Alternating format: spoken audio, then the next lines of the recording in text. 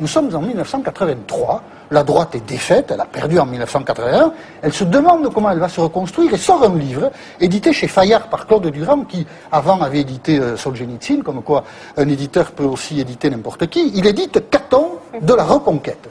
Et on ne sait pas qui est Caton. Et alors en quatrième de couverture, Fayard marque que c'est un grand dirigeant de la droite, qui règle ses comptes avec la droite, qui explique les raisons de la défaite. Et c'est un règlement de compte terrible. Chirac, Giscard, ils en prennent plein leur grade, par ceux dirigeants de la droite. Quelques mois plus tard, l'identité de Caton est révélée. Il se trouve que c'est André Berkoff, journaliste, donc pas du tout dirigeant politique, et plutôt de gauche que de droite, du moins à l'époque. Donc déjà, il y a une première tromperie sur la marchandise.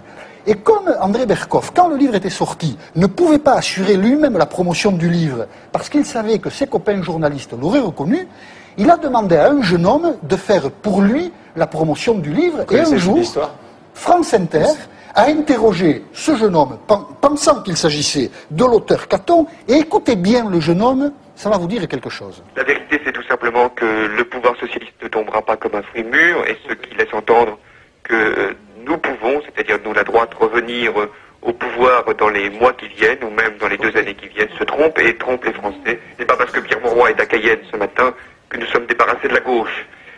Nous, la droite, dit-il, c'est François Hollande qui parle. Nous sommes en 1983.